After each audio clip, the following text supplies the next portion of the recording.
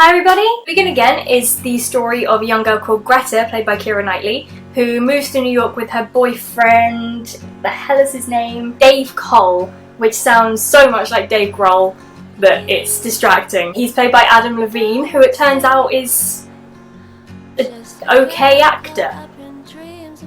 He's not a good actor, but he's not a bad actor. And his singing is actually sort of tolerable in this, for the most part. Not an Adam Levine fan.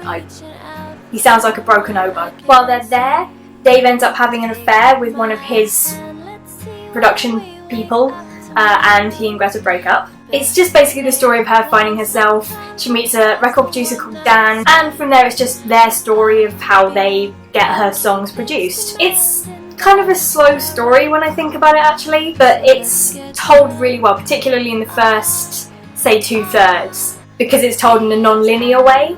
So when the film opens up, it's Greta in a bar singing one of her songs, just her and her guitar, and it's met with not that great of a response by the patrons, except there's this one guy who is Dan, the music producer, and he's absolutely enthralled by it. Then we flash back to see how Greta came to be at the bar. Greta meets Dan, the music producer, and then we flash back again to see how Dan ended up in the bar drunk and the only one who's in any way interested in her music. It turns out he's been a record producer for I think about 30 years, but he struggles with alcoholism. He has a tenuous relationship with his wife and his daughter. Music production is the one thing that still inspires him to go out there and actually be a good human being, basically. And he offers her a deal to get her record produced. So from there, it's just their story of getting the songs out there, setting up in random places and just singing songs. It's just a nice story of them all bonding and playing their music. It doesn't really go anywhere from there. It's basically a kind of relationship building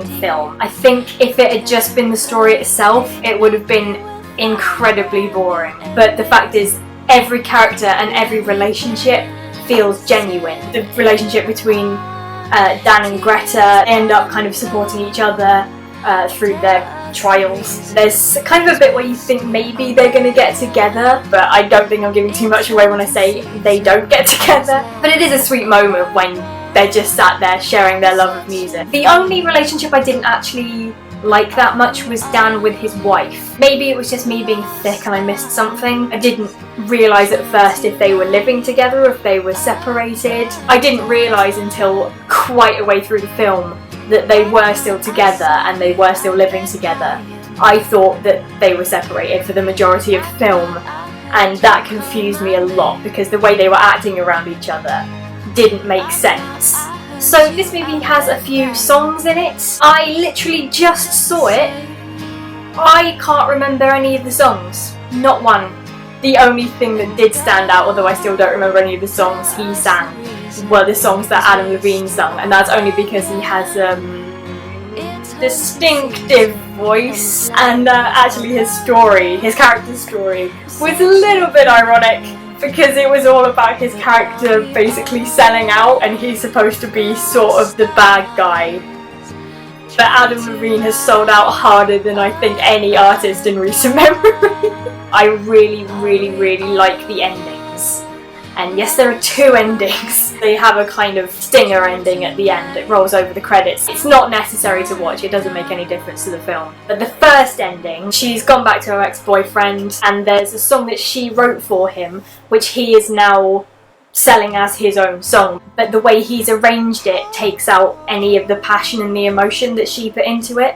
And she gets a bit offended and says, "Look, can you please perform it with this arrangement?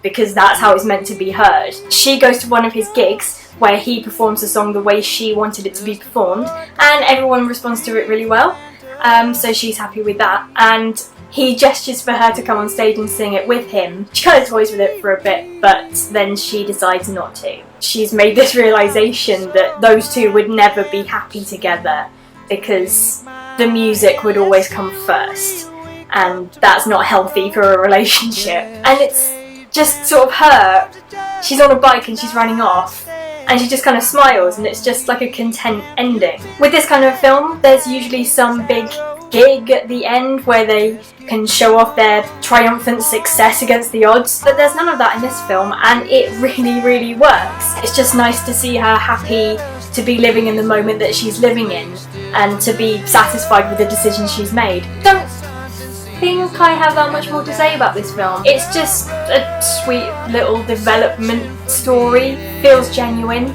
I keep using the word genuine because that's the main feeling I got coming out of it, was that felt like a genuine story and a genuine journey with genuine emotions and genuine people with genuine relationships. It's not groundbreaking, it's not going to change your life. If you've watched loads of that kind of film where it's someone discovering themselves and moving on with the power of music, you're not going to get anything out of this film. The music itself is nothing to write home about. I recommend it if you're just looking for a couple of hours to kill. I think that's it. I'll see you on Monday, where I will be... I think I'm going to do my first ever skit on Monday, but it's quite a serious topic that I'm building the skit around, so I don't know how it's going to go down and I'm really quite nervous about it, and you'll get to see how well I act. So yeah, I'll see you on Monday. Bye!